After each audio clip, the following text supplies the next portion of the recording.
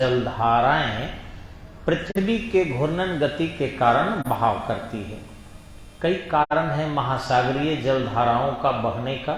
एक, जल के ताप में अंतर, यानी महासागरीय जल के ताप में जब अंतर होगा, तापांतर होगा, तो जहां जल गर्म होगी, हल्की होगी, ऊपर उठेगी, तो उस खाली स्थान को भरने के लिए ठंडी और भारी जल वहां जाएगी। हवा की तरह ही है कि जो हवा गर्म होती है ऊपर उठती है, और उस खाली स्थान को भरने के लिए ठंडी और भारी हवा नीचे से आती है। तो हवाओं में जो गति का कारण है, ताप के कारण, वही कारण आपके जल में भी होता है कि जल में भी जब टेम्परेचर ज़्यादा जिस पानी को मिलेगा वो गर्म होकर ऊपर उठेगा, और उस खाली स्थान को भरने के लिए दूसरी जल जाएगी। अगर ऊपर से गर्म हो रहा है तो संवहनी गर्म में, अगर नीचे से गर्म हो रहा है तो वो भी ऊपर उठेगी, और खाली स्थान, जैसे बर्तन में पानी को हम खौलाते हैं तो उसमें यही होता है कि पहले बर्तन गर्म होता है और बर्तन के संपर्क में आने वाला जल, और जल गर्म होकर ऊपर उठता है और बगल से ठंडे जल फिर वहां पहुंच जाते हैं। यह क्रिया लगातार होने से क्या होता है, एकदम से खौलने लगता है पानी। तो पानी में गति आने का कारण एक ताप भी होता है, और ताप में भी कांस्टेंट टेम्परेचर नहीं, डिफरेंसेज ऑफ टेम्परेचर, जिसको हम तापांतर कहते हैं। तो जल के बहाव का कारण तापांतर। दूसरा होता है जल के बहाव के कारण में दबांतर, दाब में भी अंतर होगा तो हो जाएगा। लवणीयता में अंतर, अगर सॉल्टिनिटी में भी अंतर हो जाता है तो महासागरीय जल में बहाव उत्पन्न हो जाते हैं। हवा के बहाव में अंतर, हवा के कारण भी, हवा जब तेज गति से बहाव करती है तो निश्चित रूप से जल के संपर्क में आएगी तो प्रेशर डालेगी। तो अगर स्थल खंड पर हवा बहाव करती है तो देखिएगा कि धूलकण वगैरह उड़ा लेती है। पानी में भी बहाव करेगी तो लहर उत्पन्न करेगी, और लगातार हवा ऐसी बहते रहे तो निश्चित रूप से उसमें भी, यानी जल में भी गति आ जाएगा, करंट उत्पन्न हो जाएगा। ये सारे उत्तरदायी कारक है, लेकिन सबसे महत्वपूर्ण कारक है पृथ्वी की घूर्णन गति। पृथ्वी, जैसा कि मैंने पिछली कक्षा में भी बताया था कि पश्चिम से पूरब की ओर घूम रही है, तो इस घूमने के क्रम में जितनी तेज गति से पृथ्वी पश्चिम से पूरब घूम रही है, उतनी तेज गति से पानी तो नहीं जा सकता। जैसे मान लीजिए हम मोटरसाइकिल पर बैठे हों, कोई आगे चला रहा हो और पीछे एक धोती या गमछा हम पकड़ लें और मोटरसाइकिल चलाने लगे, तो धोती क्या होगा, हमारे हाथ से छूटने का प्रयास करेगा। हवा के दबाव के कारण पीछे फहरते हुए नजर आएगा, कि काफी खिंचाव करेगा, यानी गमछी किधर जाना चाहेगा, पीछे। लेकिन हम जबरदस्ती पकड़े होते हैं तो गमछी पीछे जा नहीं पाता, अगर छोड़ दे तो कहाँ चला जाएगा, पीछे चला जाएगा। वही यहाँ पृथ्वी पश्चिम से पूरब घूम रही है, तो ये हवा जो है दबाव के कारण पूरब से पश्चिम की ओर महासागरीय जलधाराएं चलती है। एक और चीज है, पृथ्वी का सबसे ज्यादा घूर्णन गति कहाँ होता है, विषुवत रेखा पर। पृथ्वी की सबसे ज्यादा घूर्णन गति कहाँ होती है, विषुवत रेखा पर। तो जब विषुवत रेखा पर ज्यादा गति होगी तो पानी भी ज्यादा पूरब से पश्चिम किधर जाएगा, विषुवत रेखा पर। जो मोटरसाइकिल धीरे चल रही है उसके गमछी भी क्या फहरेगा, हल्का हल्का। आज जो मोटरसाइकिल जितना तेज गति से जाएगा उसका गमछी पीछे की ओर क्या करेगा, खिंचाव उतना ही ज्यादा करेगा।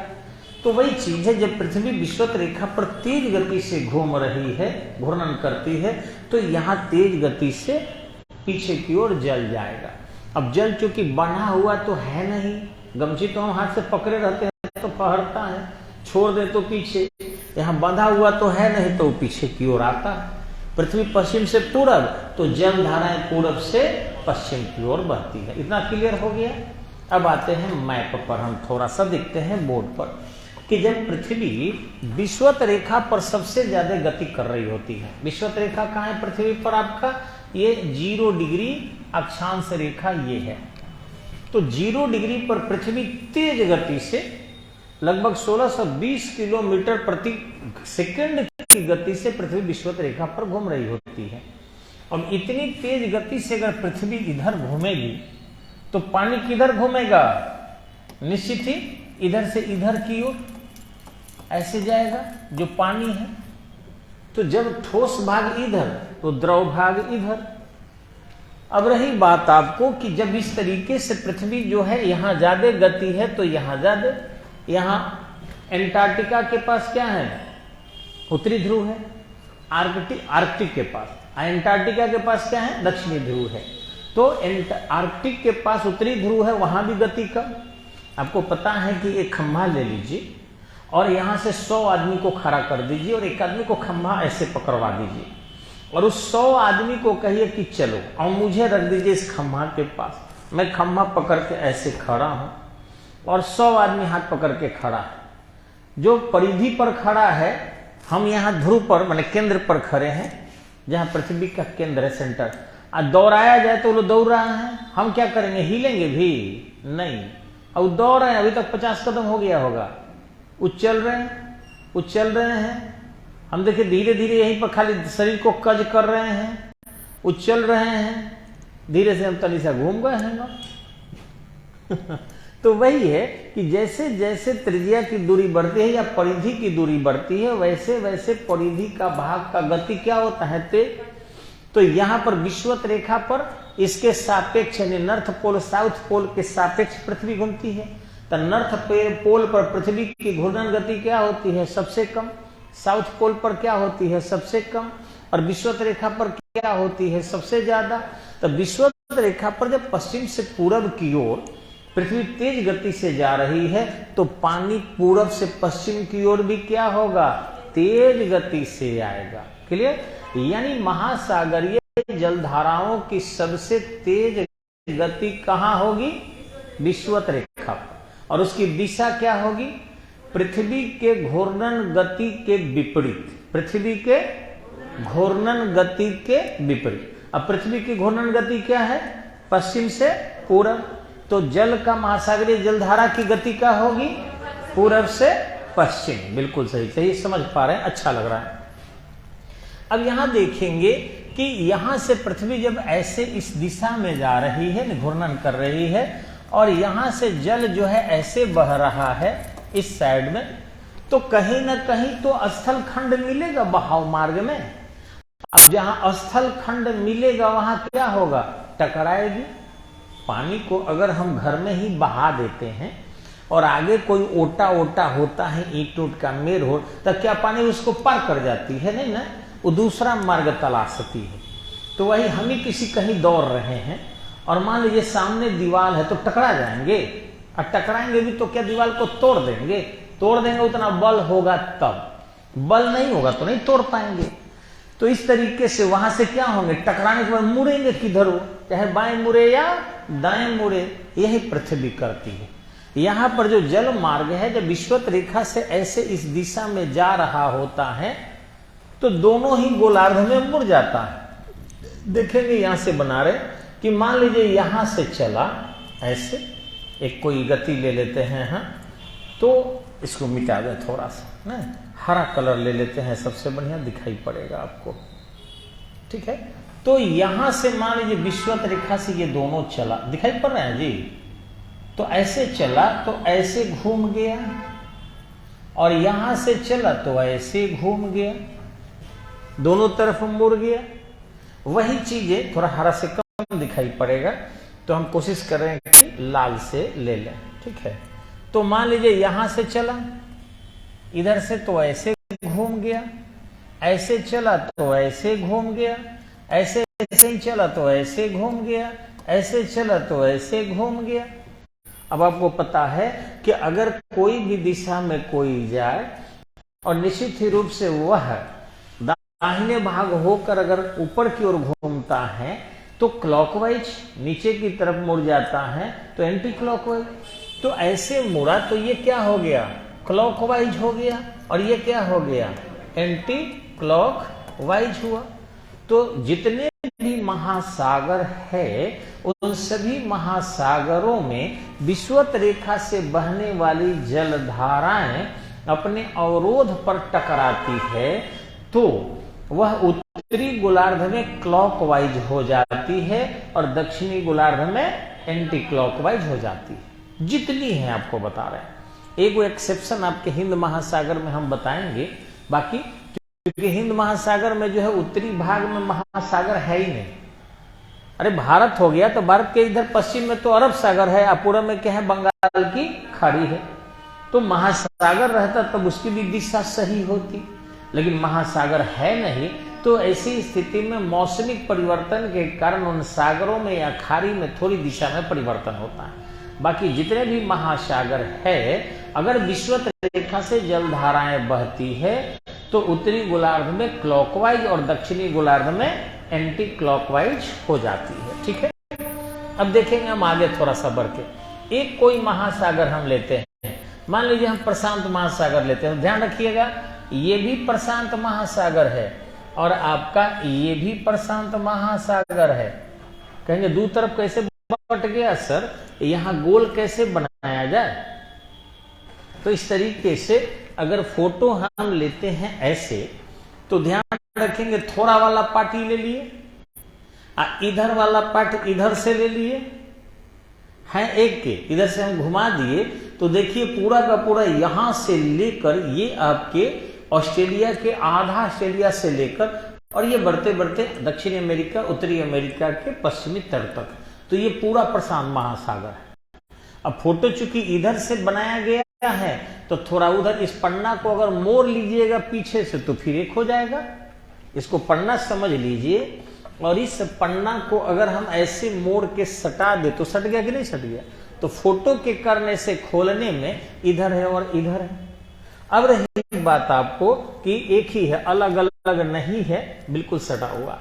ये जो पार्ट है आपका पता होगा, ये दक्षिणी अमेरिका है। यहां से लेकर पूरा आपको नॉर्थ अमेरिका पड़ता है, ये सब नॉर्थ अमेरिका है, उत्तरी अमेरिका महादेश। ये जो है आपका ग्रीनलैंड है, ये जो है आपका यहां से लेकर यूरोप है, ये पूरा का पूरा अफ्रीकी महादेश है। ये यूराल पर्वत से इधर का पड़ जाता है यूरोप, और यूराल पर्वत से उधर के पड़ जाता है एशिया। ये आपका पूरा का पूरा इतना दूर तक न्यूजीलैंड तक ऑस्ट्रेलिया महादेश है। ये एंटार्क्टिका महादेश है आपका पूरा का पूरा, और इधर जो बच गया वो पूरा एशिया महादेश है। तो एशिया बड़ा है, आप देखिए रहे हैं कि सबसे बड़ा एशिया, तब अफ्रीका, तब उत्तरी अमेरिका, तब दक्षिणी अमेरिका, और तब जो है आपका यूरोप, ऑस्ट्रेलिया, एंटार्क्टिका पछवा पर है, ध्यान रखिएगा। तो ये ढंग से एशिया हो गया, अफ्रीका हो गया, उत्तरी अमेरिका, दक्षिणी अमेरिका, और फिर आपका एंटार्क्टिका कर दीजिए, और छठा पर यूरोप, और सातवां पर क्या हो गया, ऑस्ट्रेलिया हो गया महादेश में। तो महादेश ऐसे हैं। और देश में अगर आपको देखना होगा तो ये रसिया नंबर 1 हो गया, ये कनाडा नंबर 2 हो गया, और इस ढंग से चीन जो है नंबर 3 हो गया, और 4 नंबर पर आपका आ जाता है यूएसए, 5 नंबर पर ब्राजील, 6 नंबर पर ऑस्ट्रेलिया, और 7 नंबर पर इंडिया आ जाता है। तो 3 और 7 10 ही जी हम लोग हैं। 7 नंबर पर हम, और सटले सटले 3 नंबर पर चाइना है। तो कहने का अर्थ है कि ये हमारा जो है, इस समझने के लिए स्थलखंड बताएं। अब महासागरीय जलधाराएं देखिएगा, यहां पर देखिए लिखा है यहाँ पर इक्वेटोरियल काउंटर। ये देखिए धाराएं, जलधाराएं, ये जलधाराएं जब आएगी इधर से जलधाराएं जब आएगी तो ये जलधाराएं यहां से टकराने के बाद रिटर्न हो जाती है। जो जलधारा आपको यहां दक्षिणी अमेरिका और उत्तरी अमेरिका के मध्य से विषुवत रेखा से ऐसे इधर आ रही है, वही बीच से कुछ लौट जा रही है, जो यहां से टकरा कर लौट रही है। देखिए ये आई और यहां से रिटर्न हो गई। तो जो रिटर्न होती है वो बहुत पतली होती है। अब यही कारण है कि यहां पर 4 जलधाराएं बहती है। ध्यान रखेंगे, 1 नंबर पर कहते हैं कि उत्तरी प्रशांत महासागरीय विषुवत रेखीय गर्म जलधारा। 2 पर कहते हैं कि दक्षिणी प्रशांत महासागरीय विषुवत रेखीय गर्म जलधारा। ध्यान से सुनेंगे, ये 1 नंबर पर जो जलधारा है प्रशांत महासागर में, तो कहेंगे उत्तरी माने उत्तर दिशा में, प्रशांत महासागरीय यानी प्रशांत महासागर है, तो उत्तरी प्रशांत महासागरीय विषुवत रेखा से बह रही है तो विषुवत रेखीय, और विषुवत रेखा पर सूर्यातप ज्यादा मिलेगा तो गर्म होगी। तो उत्तरी प्रशांत महासागरीय विषुवत रेखीय गर्म जल धारा। फिर नीचे आएंगे, दक्षिणी प्रशांत महासागरीय विषुवत रेखीय गर्म जल धारा। तनी उटपटा लग रहा होगा आप लोगों को, मुझे लग रहा है लंबा नाम होने के कारण, लेकिन सेटिंग करके पढ़ेंगे तो दिक्कत नहीं होगा। उत्तरी गोलार्ध में है विषुवत रेखा, यहां बीचों बीच से, तो इसके सटले उत्तर में न है जी। तो उत्तरी प्रशांत महासागर, तो प्रशांत, उत्तरी प्रशांत महासागरीय विषुवत रेखीय गर्म जल धारा, दक्षिणी प्रशांत महासागरीय विषुवत रेखीय गर्म जल धारा। क्लियर?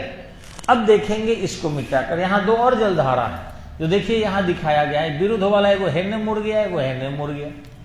तब क्या कहते हैं, जो उत्तर तरफ है इधर से लौट कर उत्तर तरफ मुड़ गया, इधर से लौट कर दक्षिण तरफ आके टकरा रहा है, रिटर्न। इसकी दिशा क्या होती है, ये पूरब से पश्चिम की जलधारा के ठीक विपरीत होती है टकराकर। इसको बोलते हैं उत्तरी प्रशांत महासागरीय विषुवत रेखीय विरुद्ध गर्म जलधारा। उत्तरी प्रशांत महासागरीय विषुवत रेखीय विरुद्ध गर्म जलधारा। वैसे ही दक्षिणी प्रशांत महासागरीय विषुवत रेखीय विरुद्ध गर्म जल धारा। माने दू गो हेने आवेला, ठीक, हेंगो आई आ हेने तोन गई तनी लौटियो गई, आ हयो हेने आई आ तनी लौटियो गई। तो जब आई तो मास लेवल इधर घूम गया, मैक्सिमम यानी 99% जलधारा उत्तरी गोलार्ध का हो जाता है क्लॉकवाइज, और दक्षिणी गोलार्ध का एंटी क्लॉकवाइज, लेकिन 1% भी जो है यहीं से बैक हो जाता है, फिर इसका भी 1% यहीं से बैक हो जाता है। तो जो बैक होगा उसको विरुद्ध गर्म जलधारा कहते हैं। फिर से बता दो कि जो महासागर का नाम नहीं लेंगे तब काम चलेगा। अगर हेडिंग हो जाए प्रशांत महासागर का नाम नहीं लेना है, खाली विषुवत, उत्तरी विषुवत रेखीय गर्म जलधारा, और जस्ट उसके नीचे उत्तरी विषुवत रेखीय विरुद्ध गर्म जलधारा, फिर नीचे दक्षिणी विषुवत रेखीय गर्म जलधारा और दक्षिणी विषुवत रेखीय विरुद्ध गर्म जलधारा। प्रशांत महासागर तो है, वही यहां भी देखने में आपको उसका दूसरा पार्ट है दिखाई पड़ता है। अब रहा कि यहां से देखिए रसिया के पूरब से बहती है आपको ओआसियो जलधारा। क्या नाम है इस जलधारा का? ओआसियो। ये कैसी जलधारा है? ठंडी जलधारा है। जब ध्रुवीय क्षेत्र से ऐसे पानी आकर इसमें मिलेगा तो ध्रुव का टेम्परेचर क्या होता है? ठंडा। तो उधर से जो भी पानी आके मिलेगी वो क्या होगा? ठंडा होगा, तो ठंडी जलधारा होती है। ठीक इसी ढंग से यहां देखिए अमेरिका के पश्चिमी तट पर ये भी उत्तरी गोलार्ध से आकर यहां से मिलती है ठंडी जलधारा। तो क्या हो गया? इस कैलिफोर्निया जलधारा को क्या कहेंगे? ठंडी जलधारा। ऐसे जान लीजिए आपको कि किसी भी महाद्वीप के पूर्वी तट पर मिलने वाली जलधाराएं, चाहे वो उत्तरी गोलार्ध हो चाहे दक्षिणी गोलार्ध हो, गर्म होती है, और किसी भी महाद्वीप के पश्चिमी तट पर मिलने वाली जलधारा ठंडी होती है। महाद्वीप माने महादेश, तो किसी भी महादेश के पूर्वी तट पर मिलने वाली जलधारा गर्म, पूर्वी तट पर मिलने वाली जलधारा गर्म, और पश्चिमी तट पर मिलने वाली जलधारा ठंडी। तो देखिए ऐसे भी आपको यहां से जब यहां देख रहे हैं तो क्या है ये? इस महादेश के इधर क्या पड़ेगा? पश्चिम। मैप में ऐसे ही नहीं चलता है जी। यहाँ देखिए मैप बना रहा, ये हो गया नॉर्थ, ये हो गया साउथ, ये हो गया वेस्ट, ये हो गया ईस्ट। मैप में यही होता है। सिर के तरफ उत्तर, पैर की तरफ दक्षिण, दाहिना हाथ पूरब, बायां हाथ पश्चिम। देखिए तो मेरा ऐसे है कि बायां हाथ है, दाहिना हाथ, ये पूरब हो गया। तो इस तरीके से इधर जब पूरब हो गया तो इसके नीचे ये देखिए पश्चिम हो गया। अब मैंने कहा कि किसी महादेश का पश्चिमी तट से बहने वाली जलधारा क्या होती है? ठंडी। तो देखिए ठंडी, यहाँ भी पश्चिम में ठंडी, इसके भी पश्चिम में ठंडी, अफ्रीका का है। ये देखिए यूरोप का तट है ठंडी। इसी ढंग से ये तो उधर से आ रही है, ऑस्ट्रेलिया के पश्चिम में क्या है? ठंडी। सबके इधर, ये ऑस्ट्रेलिया है, सबके इधर ठंडी हो जाएगा और सबके पूरब में गर्म हो जाएगा। इसको भी मिटा के दिखा दे रहे हैं आपको। देखिए यहाँ देखिए इसके पूरब हो गया, जा मिट गया, फिर से लिखना पड़ेगा। तो ये ईस्ट हो गया और ये साउथ हो गया। तो देखिए इसको अगर महाद्वीप मान देते, पूरब हो गया तो गर्म है, पूरब हो गया तो गर्म है, पूरब हो गया तो गर्म है, पूरब हो गया तो गर्म है, पूरब हो गया तो गर्म। किसी भी महादेश के पूरब तट पर गर्म है और किसी भी महादेश के पश्चिमी तट पर क्या है, ठंडी है। किसी भी महादेश के पश्चिमी तट पर, बोलिए ना भैया आप लोग, ठंडी, और पूर्वी तट पर गर्म। नहीं याद कीजिएगा तो नहीं होगा, अभी के अभी घर पर जाएगा तो हैरानी होगा, भूख लगेगा, सो जाइएगा। हम जानते हैं एक मौसम चेंज हो रहा है तो सबका सिर दर्द भी हो रहा होगा, क्योंकि देख रहे हैं चेहरे से पता चल रहा है कि इसमें से कम 15% लोगों को हेडेक शुरू है, और वो मौसम के चेंजिंग के कारण। लेकिन फिर भी पढ़ना है, 2 मिनट में तो समाधान है नहीं, तो आप घर पर आराम करिएगा, यही की यही सीख लीजिए ताकि दिक्कत ना हो। किसी महादेश के पूर्व पश्चिम समझना है तो ऐसे कर दीजिएगा, बीच में ये नॉर्थ हो गया, ये साउथ हो गया, ये वेस्ट हो गया, ये ईस्ट हो गया। देख लीजिए, पश्चिमी तट ठंडी, पूर्वी तट क्या है, गर्म, ये साउथ नॉर्थ। यहाँ भी ऐसे कर दीजिए, देख सकते हैं, यहाँ भी ऐसे कर दीजिए, देख सकते हैं। ये वेस्ट ठंडी हो गया, ये ईस्ट देखिए लाल से गर्म हो गया। ये ब्लू वाला जितना जितना देख रहे हैं ना आप, वो सब ठंडी जलधारा है, और लाल लाल वाला का है जो मैप में बनाया है वो गर्म है। तो इस ढंग से यहाँ भी ऐसे खींच दीजिए, तो फिर देखिए वेस्ट हो गया गर्म ना, ठंडी, ईस्ट हो गया ठंडी, ये नॉर्थ हो गया, ये साउथ हो गया। तो आसानी से कहीं भी आप समझ सकते हैं, इसमें कोई दिक्कत नहीं। खाली आपको मैप याद हो तो आप महासागरीय जलधारा के तावसीर समझ सकते हैं। दूसरी कि जितनी भी महासागरीय जलधाराओं का नाम है वो उस जगह के नाम पर है, जितनी भी। अब देखिए यहां दिखाते हैं हम आपको, ये देख रहे हैं जलधारा, तो यहां लिखा हुआ है ब्राजीलिया जलधारा, यानी ब्राजील। तो सही बात है कि इतना दूर तक ब्राजील है आपका, इसीलिए नाम है ब्राजीलिया जलधारा। ठीक इसी ढंग से यहां देखिए आपको ना देख रहे हैं हम आपको, थोड़ा साफ नाम यहाँ नहीं दिखा रहा है, अगुलहास। तो ये अगुलहास क्षेत्र भी है, यहाँ द्वीप है, इसलिए अगुलहास जलधारा इसको कहते हैं। यहाँ अमेरिका का ये कैलिफोर्निया तट है, इसलिए कैलिफोर्नियाई जलधारा इसका नाम रखा गया है। इसी ढंग से यहाँ पर लेब्राडोर है, आता है वहीं से, तो लेब्राडोर जलधारा इसको रखा गया है। यहाँ पर रूस का वासियो तट है, तो वासियो जलधारा नाम रखा गया है। ये ऑस्ट्रेलिया है, उसका पश्चिमी देखिए वेस्ट ऑस्ट्रेलियन जलधारा इसका नामे रखा गया है। ये बेंगुआला यहाँ है, तो बेंगुआला जलधारा नाम रखा गया है। तो वही है, यहाँ किनारी क्षेत्र है, यूरोप का पश्चिमी क्षेत्र, तो इसका किनारी जलधारा नाम रखा गया है। ये गल्फ स्ट्रीम क्षेत्र है यहाँ पर, तो गल्फ स्ट्रीम रखा गया है नाम इसका। तो मैक्सिमम नाम वहां की जगह के नाम पर जलधाराओं का नाम है। अगर विषुवत रेखा पर जलधारा है तो विषुवत रेखीय जलधारा, विषुवत रेखा पर भी अगर इक्वेटर पर उत्तरी गोलार्ध में है तो उत्तरी विषुवत रेखीय, दक्षिणी गोलार्ध में है तो दक्षिणी विषुवत रेखीय, रिटर्न हो रहा है तो उसको विरुद्ध विषुवत रेखीय। तो इस तरीके से नोमेनक्लेचर ऐसे किया जाता है। अब रही बात कि एकाएक कहीं कहीं इस क्षेत्र में भी गर्म हो जाती है, कारण है कि ये जलधारा जब जाती है तो तेज गति से इधर गर्म निकल जाता है, आसपास के तावसीर से गर्म। अच्छा, गर्म किसको कहते हैं? जो सापेक्ष, देखिए लंबाई सापेक्ष होता है, मोटाई सापेक्ष होता है, गर्म भी सापेक्ष होता है, ठंडी भी सापेक्ष होता है। अगर 10 डिग्री के पानी है आपके पास और कोई 0 डिग्री का पानी रखे, दोनों को कहे गर्म कौन है, तो क्या होगा? 10 डिग्री वाला। 0 डिग्री वाला क्या हो जाएगा? ठंडा। लेकिन 10 डिग्री का पानी हो और इधर 50 डिग्री का पानी रखा जाए और तब कहा जाए इनमें ठंडा कौन है? 10 डिग्री वाला। 10 डिग्री वाला बर्फ के सामने गर्म हो गया और 50 डिग्री के सामने क्या हो गया? ठंडा हो गया। तो वही है यहाँ, ये नहीं कि गर्म जलधारा मतलब इसका 50-55 डिग्री हो जाएगा। यहाँ के बर्फीले जलधारा से थोड़ा गर्म होता है और इसलिए इसको गर्म जलधारा कहते हैं, और कोई बात नहीं। स्थानीय टेम्परेचर के सापेक्ष देखा जाता है और इस हिसाब से इसको निकाला जाता है। तो मैं उम्मीद करता हूं कि आप इन जलधाराओं को नहीं समझे होंगे, तो मैं नोट करा देता हूं एक एक करके, गर्म के हिसाब से, अवस्थिति के हिसाब से, और दिक्कत हो तो जरूर पूछिएगा।